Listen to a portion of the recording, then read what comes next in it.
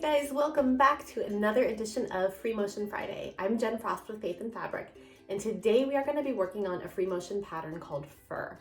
Now, fur is a great skill to have in your back pocket when you're free motion quilting, because there's probably some quilts you're going to make that have animal fur on them. So we're going to look at some different techniques today on how we can make some animal fur. But since this is Free Motion Friday based on inspirational scripture, let's take a look first at scripture on where the fur comes from. Genesis 3:21 tells us that the Lord God made for Adam and for his wife garments of skin and clothed them. Now, I'm a mom and I have to put myself for a moment just in God's shoes, right? So you think about this, and Adam and Eve are his children. We're all his children, but they were his first two. And your two children have now just done like the ultimate no-no. They broke the main covenant they had with him. They are now going to be banished from the garden. Things are never, ever, literally ever going to be the same. And what does God do? Does he scream and holler? Does he lose his mind? Does he run and grab a glass of wine? Because that's probably what I would do, all of the above. He doesn't.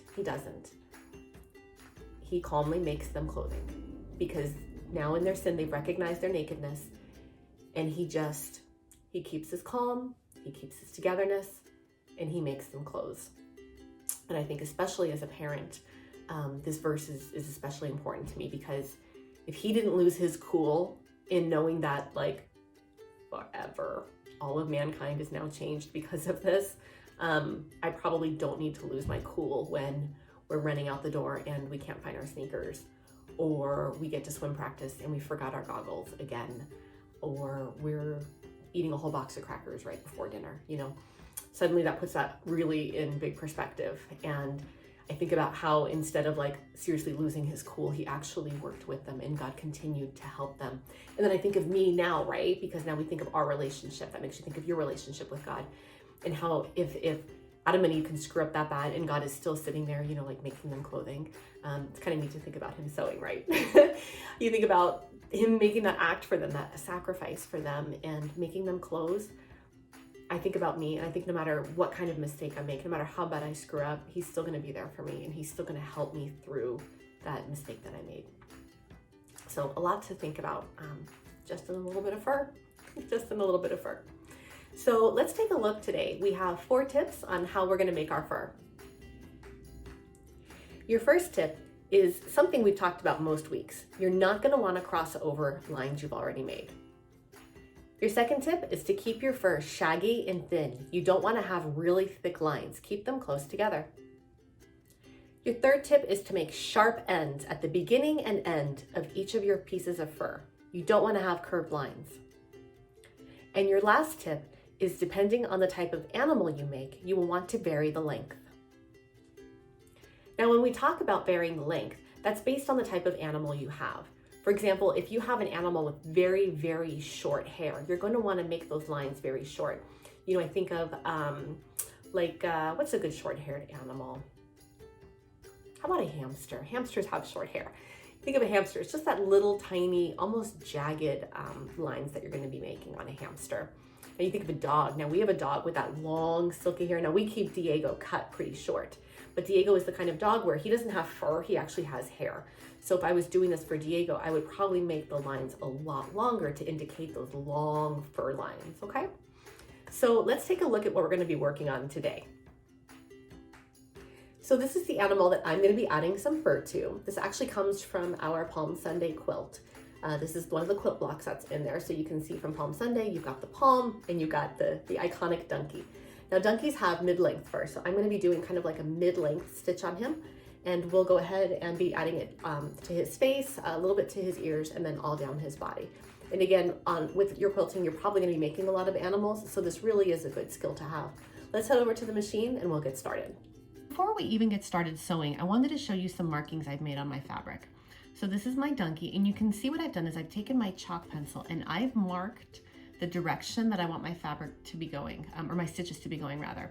So when I make those fur lines, you'll be starting here on his little snout, and obviously I don't want them just to go straight back, because then when I get here, I'm going to be stuck, and I don't want to have like a right angle. So I've marked here just some very rough lines on how that's gonna move. So let's take a look at the top here. You'll see same thing here. I have my chalk lines and I've now marked that I want the stitches to come up. I want that fur to come up his ear. So the fur is gonna kind of come back and forth here. The fur lines that are higher up are gonna kind of come up and around the ear. These will kind of stop over this way. And as I continue making those lines out here, they're gonna start to curve down. So again, that's just a guideline to try to help you a little bit as you move through your quilt. So now that we're ready to start sewing, we're gonna go through a quick supply check. I've got some brown variegated thread on here. This is either gonna look awesome, you guys, or this is gonna be an epic fail. We're gonna find out in about 15 minutes how this looks. So this actually has, you'll see this is a very, very dark brown. Here, I'll zoom in here for you, man. Change that camera angle so you can see it. It's a very dark brown right now that's on here, but just above it is a light tan. So this is gonna go through varying shades. And I think this might be really pretty on there from fur, again, just going for that natural look. I have my slow, steady mat on here. Again, the friction on this is nothing. It just slides right across with your fabric. I definitely recommend one of these. And I've got my open-toed foot. So let's get our fabric in place here now. And again, I'm gonna start on the snout with this guy. I think fur-wise, that's probably the best place. Here, we'll zoom out a little bit so we're not right on top of my fingers there. Like always, you're going to start by going and picking up your thread. We'll grab our bottom. And we are going to start sewing. So you can see I've got the same variegated thread here on the bottom once I get my hand out of the way. And that's actually coming up with a light tan. So the light tan is going to blend right in. It's that darker brown that's going to show. So let's get started. So we're going to be coming back and forth. Again, you might prefer to go from side to side. I found it's a little easier for me to kind of move back and forth. So I'm just going up and down, just adding some of those fur lines. You know, donkeys don't have a ton of fur. So I'm not making my lines real long, but I am making them that little bit of, you know, just a little bit of jagged fur here. So you're gonna come back, you're gonna fill in those holes. And now I'm gonna start that turn. I'm gonna start coming up his ear, just to add some of those fur.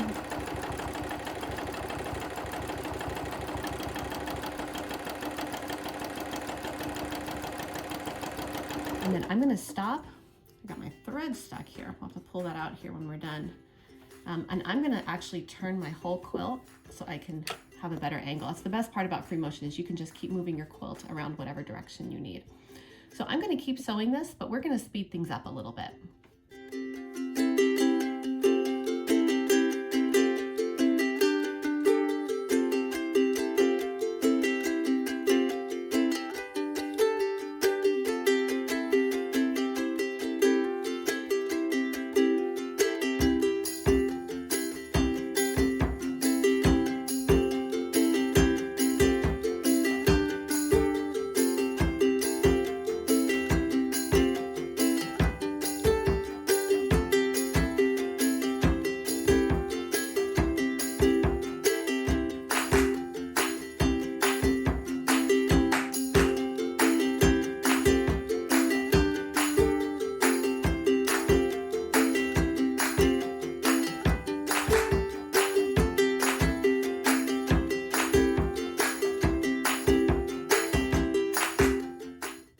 Ready to see it? Here goes.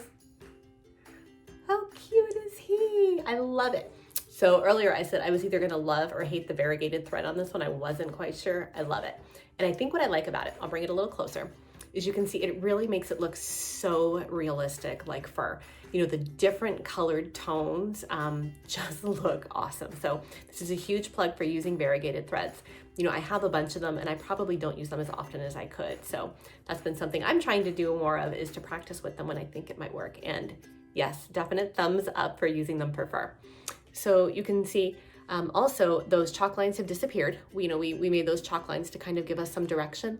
And I'm really glad we had those, you guys, because you can see what the chalk lines did is our curves now became gradual. So his fur, obviously fur grows back off his little muzzle, and it's gonna just slowly start to curve back and down. And those chalk lines just really helped me to keep that direction going. If I didn't have that, I don't think my lines and my fur would flow as smooth.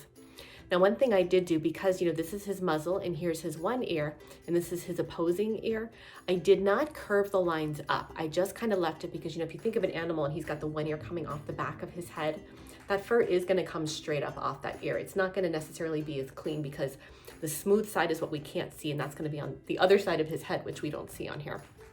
Okay, so there's a look at the front. You'll see I did add some detail going up the ear, again, just trying to keep that fur consistent. So we're gonna flip it over to the back like we usually do. I did remember to use an opposing color this week as opposed to last week, so we can see those changes. And let's pick this apart a little bit. So here's the back. You can see there's his eyeball, there's that piece that goes up into his ear that we looked at. Overall, I think this is really well done. This was a very easy, this week's was a very easy pattern to do. So it was just a lot of up and down, up and down, up and down with those more jagged lines. If we wanna pick this apart a little bit, you can see there's a little spot right here where I overlapped. You try not to cross over. You don't really see it that much. There's some curves on here. It's a little curved on the end, but again, I'm not too worried about those. I think in the grand scheme of things, you're not even gonna notice those kinds of lines. I think especially when you use a variegated thread like this, mistakes are gonna get hidden even better. So this is a really good way to just practice and to add some fur to your animals.